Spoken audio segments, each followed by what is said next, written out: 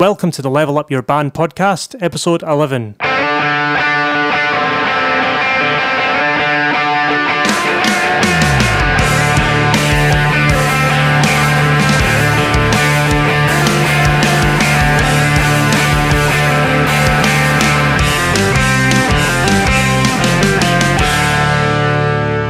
Hello, welcome back to the Level Up Your Band podcast. My name is Gavin Patterson and I have Julian Pumble with me. Hi.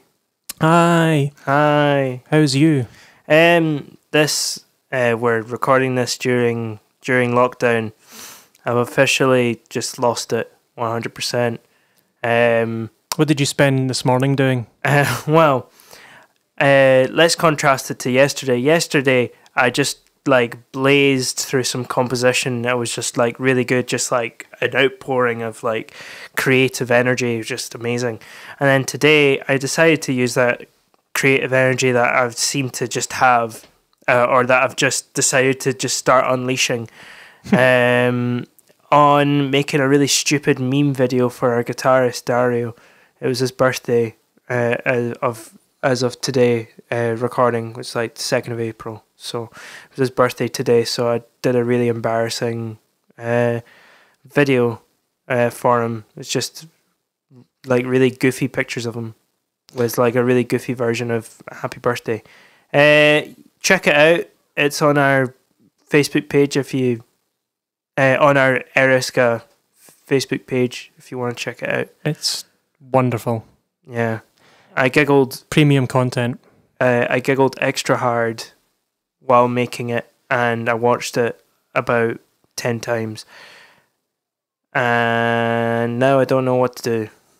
That was your morning, and now... Yeah, now I'm just kind of staring to the void of the pop shield.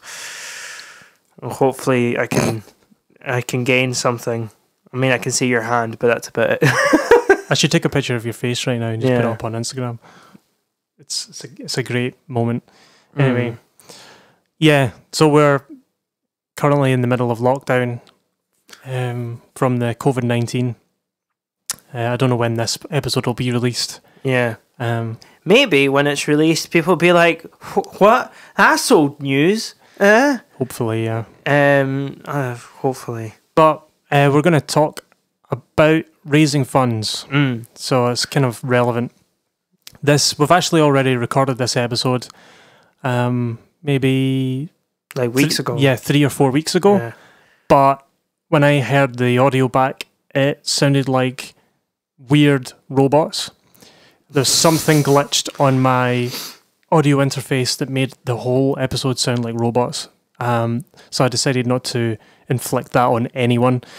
So I thought it's actually quite good because it's now more relevant. Circumstances have changed. Yeah. Yeah. I think there's a lot more we can add to this episode. It's a little bit more relevant to what's happening. So, raising funds. So you're self-employed, or you maybe you're part-time in a band, like a wedding band or some sort of function band, or even an originals band, and you get money from tours or gigs or whatever, and that has just stopped because of coronavirus. How do you go about raising funds for yourself when this is all happening? Yeah. And there's a few things that people have been taking to doing. One which we've done recently as well. Yeah, it's different options. So I've got some notes here from the last time we recorded this episode. Yeah. Some of them are still relevant, but I think we can add in a few things. Yeah. So basically, you've been writing, you've been rehearsing, you've been arranging, and you've got your tunes are all ready for recording, and you realise you've got no money. Or in this case, all the studios are closed because of COVID-19. Yeah. What do you do? So in this situation, if there's, say you like us, we've been working hard on a new EP. Yeah. And I know some people who have done this. We talked about this before, I think. Everything's all the band is like fully ready to record, and now they can't. So taking to do individual recordings in each other's houses, one individually, one by one. Yeah. And releasing like video content. A lot of band. There was one the other day. Andrew Lloyd Webber was doing one. Oh yeah, with like the band, the original like touring band of I can't remember what it was. I think it was Cats or no, it was Phantom of the Opera. That's what it was. Yeah, pretty sure. And there's a couple of jazz bands I know. Yeah, well, there was a big band. That's right. Yeah, amazing. the Blue Arrow big band. Made a video and basically they all recorded individually themselves, individually, and all got mixed. Yeah, so very cool. With regards to raising funds, while releasing free content online isn't necessarily raising funds, what it is doing is raising awareness. Yeah, it's raising your online profile. Yeah, which can help you in so many different ways. The thing that people are doing now that some people haven't even done before is teaching online. Yeah, which is what you've been doing. Which is what I've been doing, and it's it's fine. It's you need a good internet connection. Yep, is all I'm gonna say. That's the one thing I've been kind of struggling with. I need to get a better modem, but I mean, I've been doing fine. Let me put it this way. I've been doing pretty well with an meh internet connection. So, no excuse. Yeah, totally. So, putting COVID-19 aside for now, because it's not going to last forever. No. And it shouldn't do. If it does, that's worrying. yeah. But putting that aside, like I said, you've rehearsed your tunes. Yep. You've written them, rehearsed them, and they're really up to scratch. And you want to get into the recording studio, and you realise we got no money. Yeah, we can't pay for it. So, what should you do in that case? So you've been performing. Well, you should have been performing. Yeah.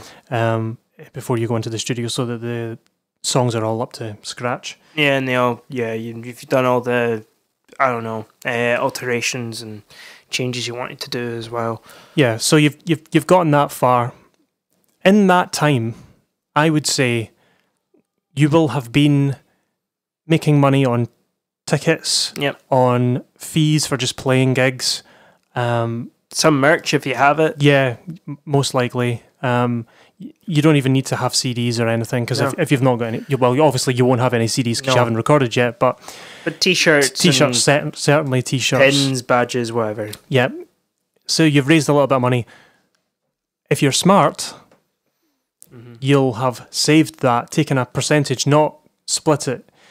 I'll say this: way back, maybe 10, 11 years ago, when I kind of started playing in sort of crappy little bands, right? We used to split the ticket money 4 ways, however many were in the band, and just go home with it. And the band would have nothing.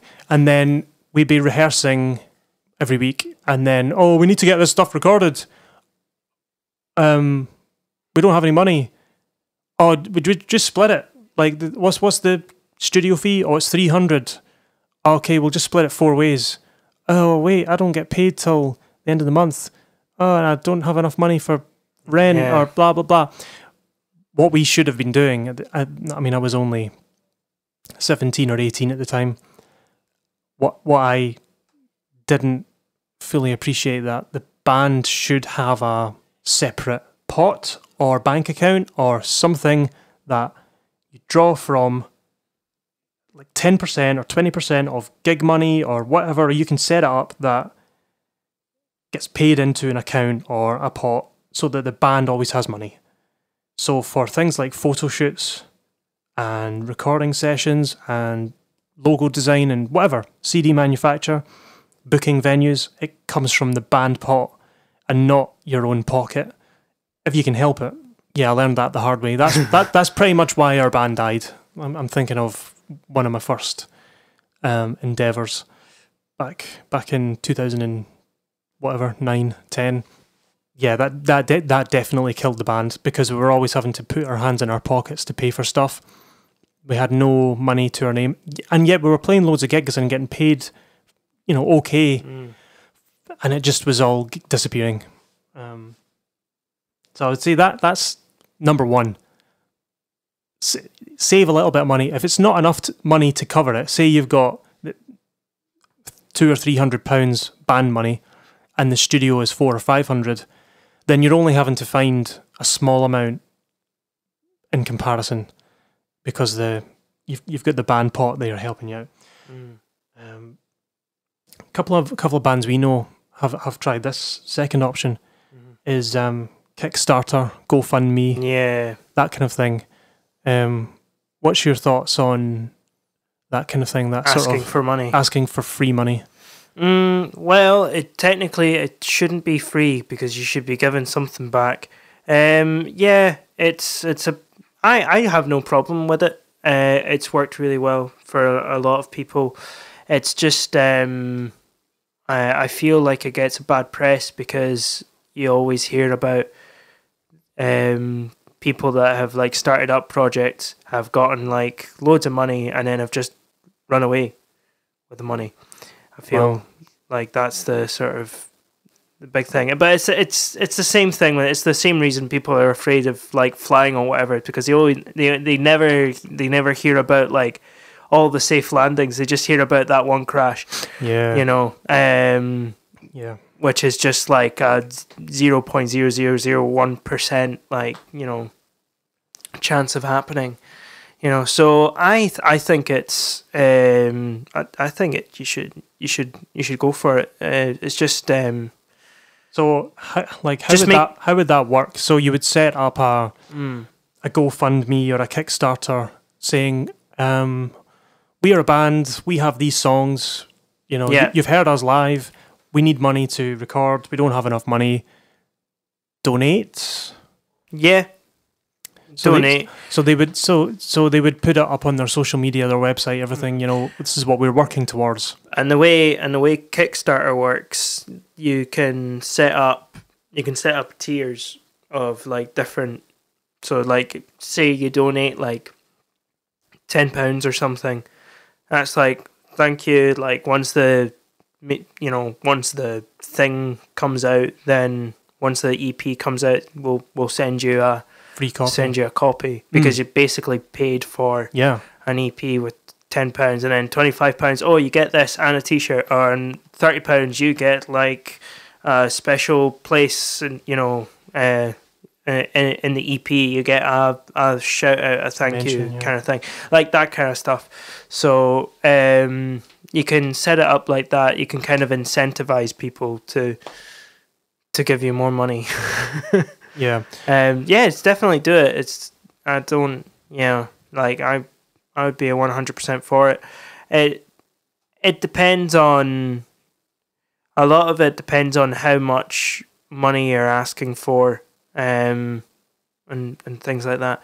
I think sometimes people are put off if you're like don't be like a wee band and then be like, oh, we need £150,000 so we can record at Abbey Road, and we need it. We've figured it all out. It's so we can pay this and this. Like, it's too much of a gamble at that point. Like, nobody's gonna look at that and go, oh yeah, totally, I'll throw money at that and see what happens.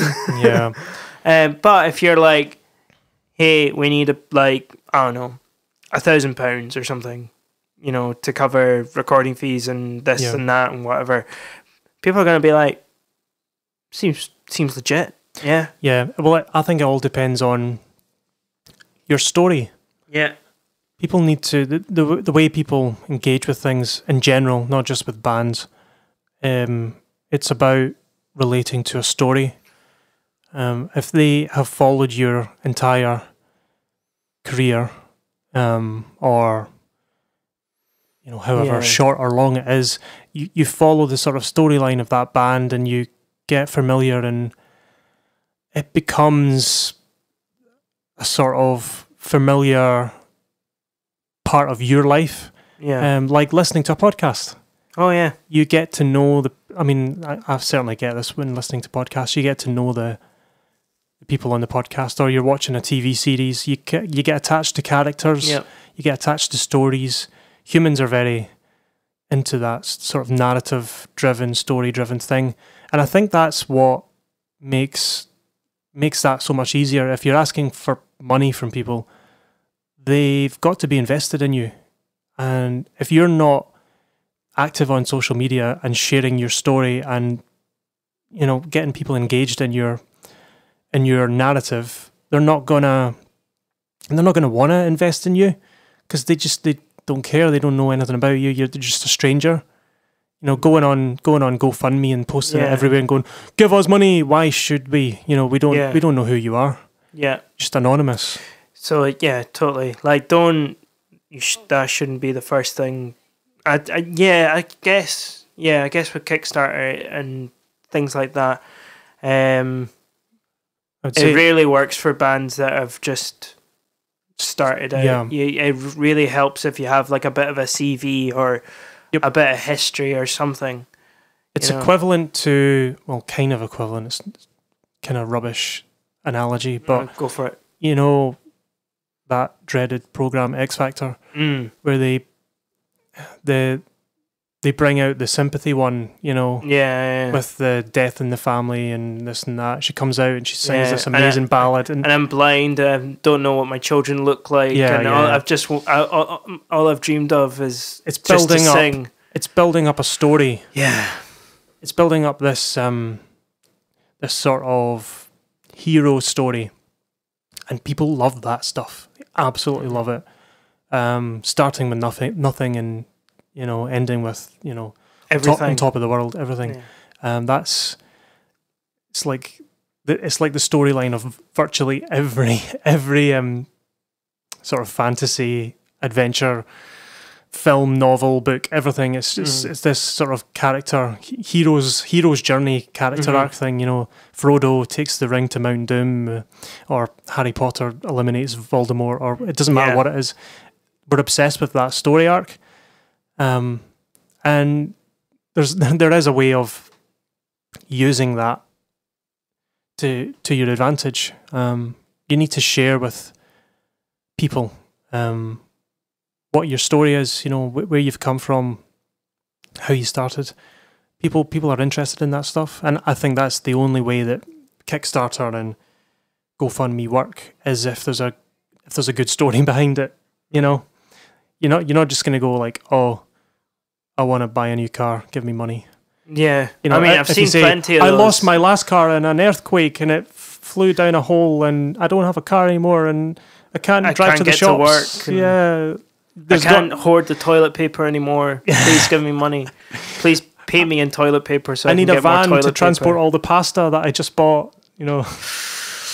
Yeah. So I can smuggle rice and sell it at 4 times the price. Do you know that was a thing? Somebody did that. Really? Yeah, it was in America. This guy bought like toilet paper, hand sanitizer, like everything that people hoard, and he bought all of it and he was selling it at premium, like 70 times or something ridiculous like that. It, like, so for no, not quite. It was like 10 times the price. So like, like say like a bottle of whatever, a bottle of sanitizer, big bottle, cost you like $7. He was selling it for 70 on eBay. Ooh. Yeah, they caught him, and now they sort of stopped him, and now he's just sitting with a bunch of hand sanitizer in his garage that he's probably never going to use. Well done. Well played, sir. Oh, idiot. So this leads us on to the next point. Yes. So instead of that, I would probably favour this one. Yeah. Instead of putting your story out there and like, this is what we need to do. We need to get to this amount of money, which is all good and fine. Starting up a Patreon. Yep. Which we've done. Not the podcast, our band. But yeah. So instead of saying, we need to reach our goal of £5,000 to pay for this, fill in the blank. Yeah. What you do is you set up a Patreon, and you can become a member of that Patreon site, and pay a monthly subscription, and in return you get stuff. Yeah, stuff. So access to gig tickets, merch, behind the scenes content, early access to stuff. Early as well. access. You name it. It's whatever. It's basically the only limit is your imagination. What you can hand out. And if people really like your stuff, if you've got a fairly decent fan base that love your stuff and love coming to your gigs, you're bound to get a few donations here or there. If they're like, there's some bands I know that I like. I would love to see like rehearsal jams, how they wrote tunes. Yeah. Some copies of like the original scrawled lyrics on a piece of paper. Like you get all that Beatles stuff. Yeah. The original like written down on a Kleenex or something, like the lyrics to Yesterday or something. Yeah, like on like the back of a receipt or something. Yeah, like some like stuff like that is just really cool. I think. Yeah, I agree. I like it. I like it too. Like that's just little stuff, but also like you can have it set up in tiers. So like £2 a month will get you early access to.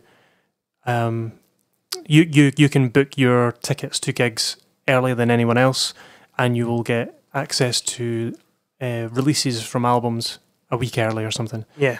And then you can have another tier at like £10 a month where you get extra content and and then sky's the limit, really. Yeah, whatever.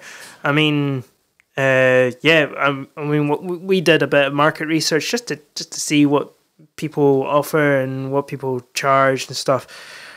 Sky really is the limit, including price and and what you want to give people. So it's up to you. Be sensible about it. Be sensible, but if you know your audience and you know that they are going to give you £1,000 a month, for whatever, a fart in a jar, then by all means, water. Your herpes mouthwater. Mouthwater. Mouthwater. You mean bathwater? Yes. Oh, that was not nice. Yeah, that was a turn. I would probably favour that because you're giving something back immediately, and it's recurring revenue. Yep. It might not be like, we need £5,000. I mean, you can do that as well. Yeah. Like a GoFundMe, but the Patreon keeps it keeps feeding an account, and it's building up and accumulating for when you need something. If you have 10 patrons and they're all paying you £10, there you go. That's £100 every single month. Yeah. It's just going in, like, guaranteed, basically. Yeah. And if the only way you'll get fans like that is if you give as much value to them as possible.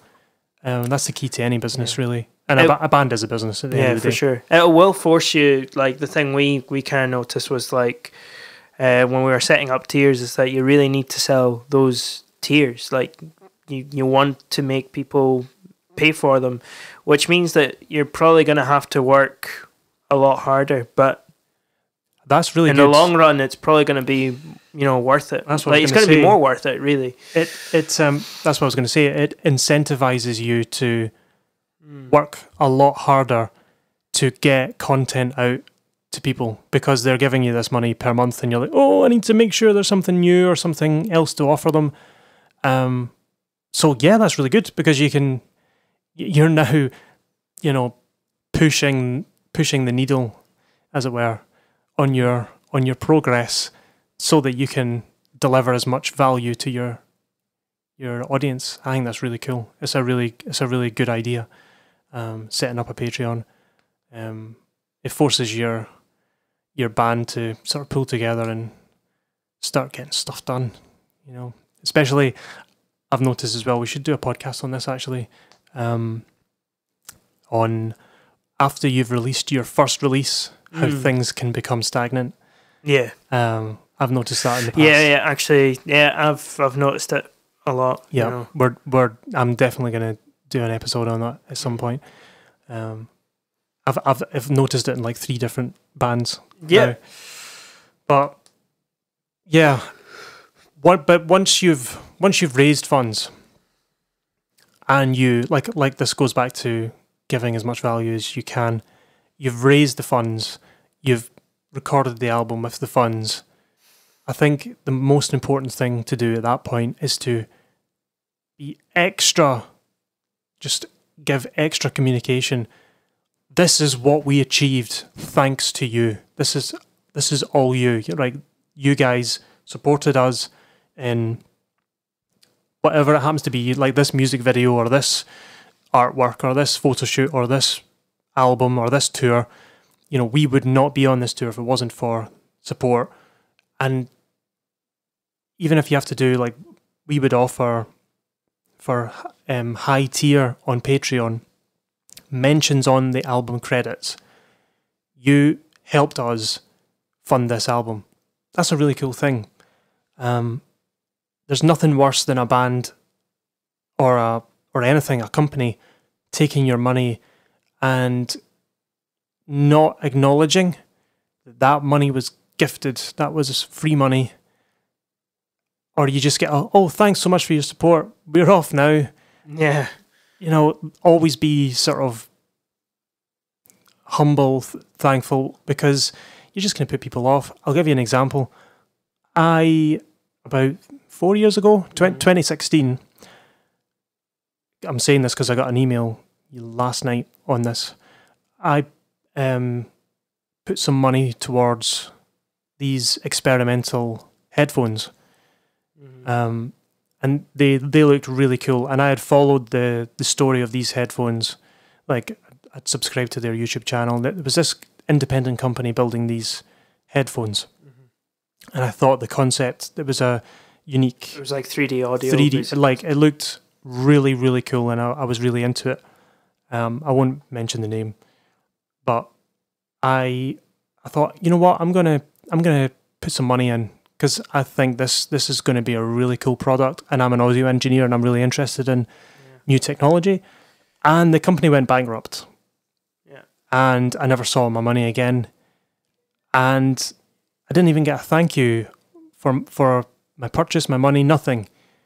I got an invoice or a receipt, and I got some updates in an email, but there was no face-to-face, like, videos or any proper updates. The updates were few and far between. They weren't answering any emails. Not even just like a blanket, like, thank you very much for supporting us email, nothing like that. Not really, no. It was kind of updates, like, oh, we've developed this part of the headphone, we've developed this. And then there was, like, mountains of people online, like, saying, what's happening? Like, there's no, like, I've emailed you 10 times and you're not getting back to us. And it's just really shocking behavior. And then they went out of business. Yeah. And there was so many angry people. I think it was like $2.5 million they managed to get from people. And now I get an email from the US bankruptcy court saying that, you know, that this company has been filed for bankruptcy, and no words, like, just a terrible way to run a business, you know. And that just goes to show, even though you can have your band's story and be like, this we came from nothing and we need your support and everything, you can do all that, and then if you neglect to be thankful and appreciate afterwards, it all means nothing. Yep. Absolutely nothing. You know, I was really invested in that product. Yeah, I remember. And then now I just have a bitter taste in my mouth from it. And I'm now less likely to back things and invest in things in the future because of bad experiences like that. And that's really bad. But yeah, don't do that. Don't do that. It's really cool that you come up with this band, write this music, these things that were just ideas in your head, and people want to give you money for that. That's like the coolest thing ever. So yeah, show some appreciation. So you've got your money, you've raised some funds for whatever project you want. Yep. So we can talk a little bit about how you manage that money. Yeah. Now, depending on where you are in your career, like, are you early on or late on? Banned bank accounts. What do you think? What stage of a band's career do you think you should get a banned bank account? How far? Well, I don't know. I can't remember. Sorry, excuse me. I can't remember. I don't think I ever asked when we opened a bank account, but I imagine it was we must have had a significant amount of money that we needed to put away at some point. I think it was for us. It was before the release, just before the release of our first album. Yeah, because we were, and it was also because we were using the whole like iZetto, like. Yeah, well, that was it. It was online payments. Yeah, it was online payments and stuff. Because I mean, it totally depends. To be honest, for me, I think if you've got more than £500 in cash in a bucket, you should probably put that away. Yeah, lying around. And it's gonna make it really difficult to keep on top of that if you're putting it in the guitarist bank account or something, like bye £500. That's gonna come out in like some kind of disgusting, like horrible, like Epiphone or something. Yeah. So is that a new guitar you've got there?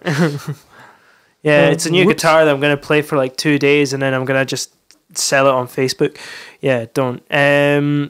Yeah, I think when you've got a significant amount of money, that's when you should be opening a bank account.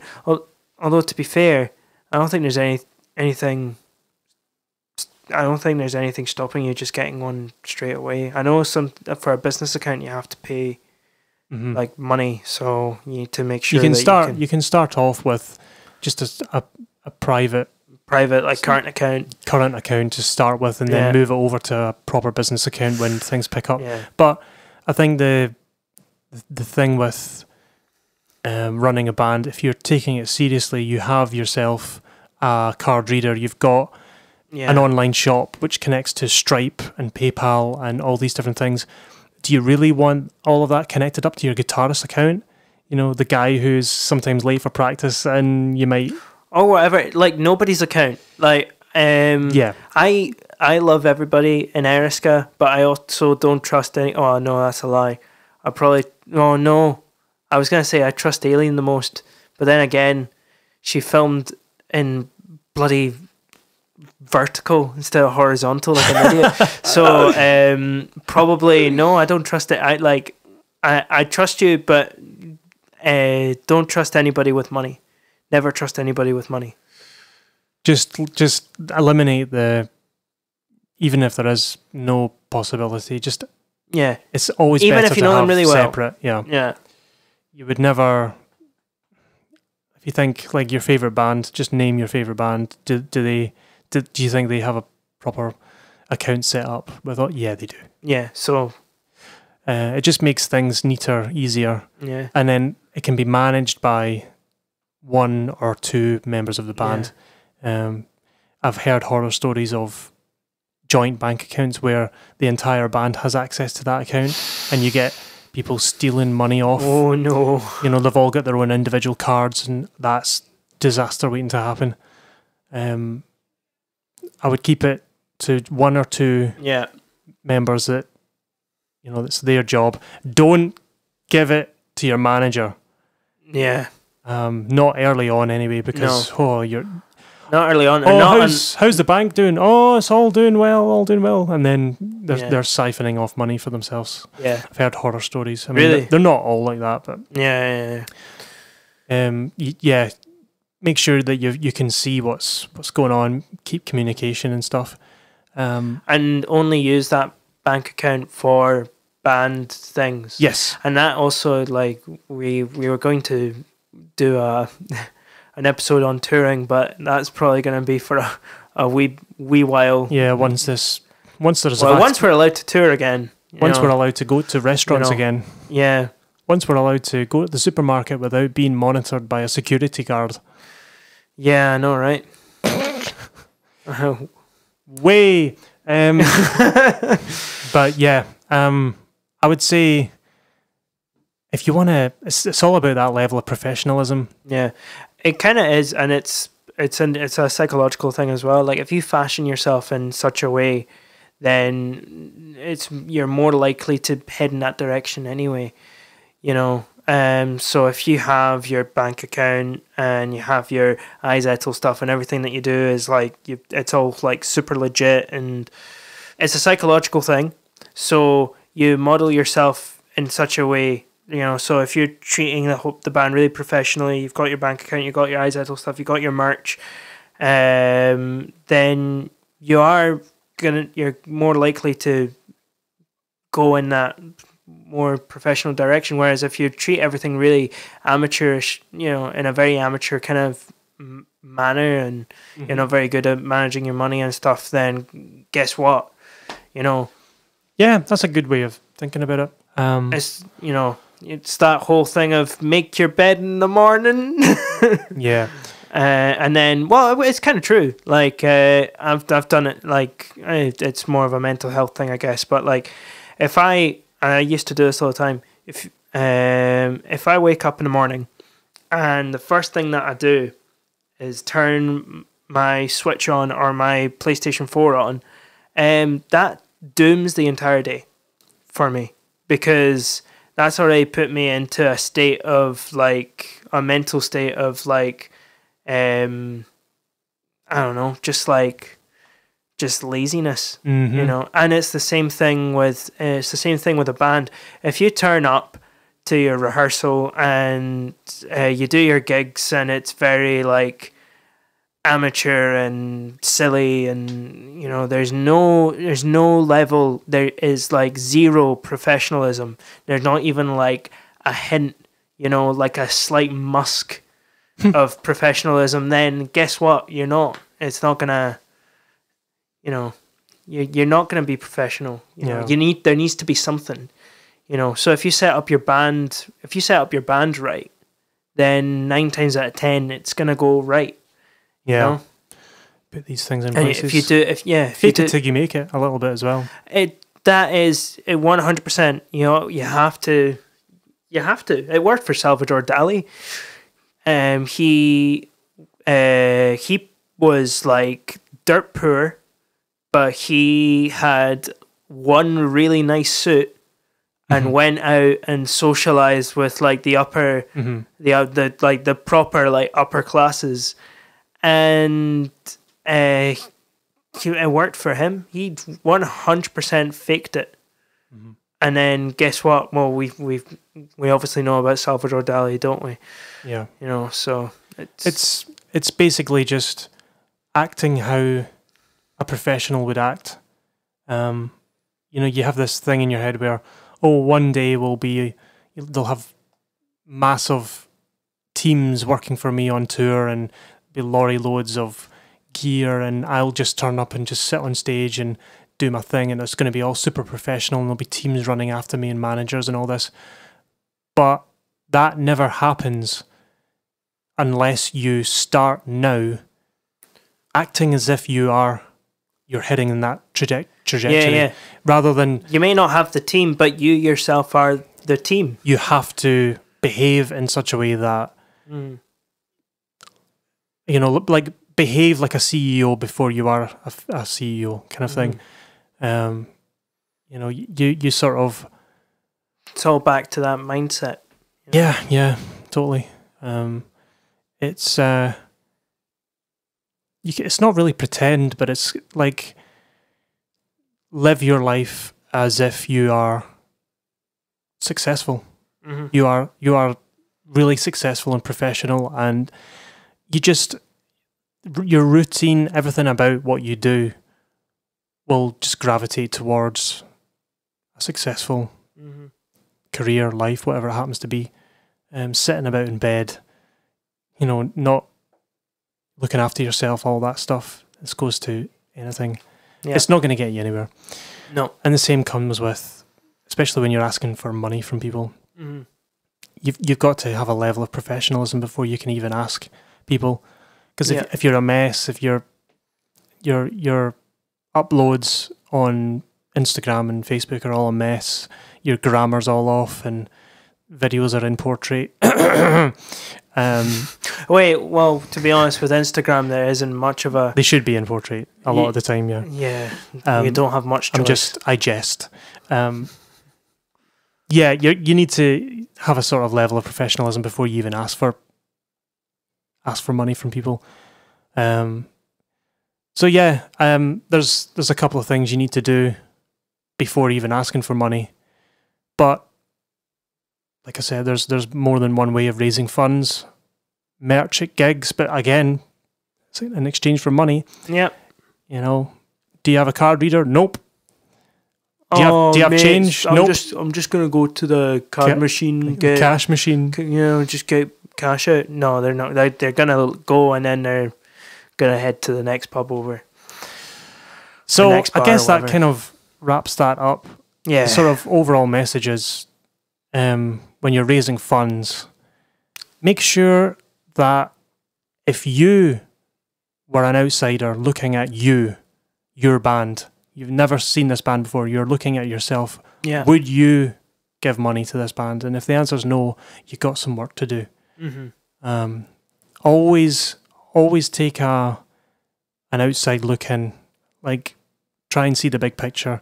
Yep. Would you listen to this? Would you put money towards this? Because if you wouldn't, no one else will. You've got to believe in your own product, and I think that's the key to raising funds and getting people to exchange money for your whatever you provide. Yep. So I think that wraps it up. Yep. Unless you've got anything else you want to. No. Would just say, like, if you want to hear from us or ask us any questions, you can reach us at www.levelupyourband.com. Slide into our DMs on Instagram if you like. Yep. And on Facebook as well. Although Facebook's dead. We have a YouTube channel which is completely dead. Yeah. Nobody's on it. It's basically just the podcast episodes get uploaded automatically to YouTube. So you can, I don't know if anyone uses YouTube as a podcast streaming app. Some people do. But I get ads every single day for YouTube Premium, and I'm like, nope, I'm not interested. Yeah, I think a lot of people use YouTube for like filmed podcasts. You know what I mean? Yeah. We don't do that just now because we don't have that team to edit the videos. But who knows? Maybe in the future you'll be able to see our quote unquote Bonnie faces. Speak for yourself. Okay, so next week we are talking about who knows. I don't know. I don't know what week this is. It's lockdown. I am getting cabin fever. I have no idea what day of the week it is. I think it's Thursday today. Yeah. It's Thursday. It is. Thursday the something of something. Yeah. I don't know. So yeah, we'll see you next week. Dario's birthday. It's Dario's birthday today, yeah. We will see you next week again at 6 a.m. on Wednesday morning. See you later. Bye. Bye.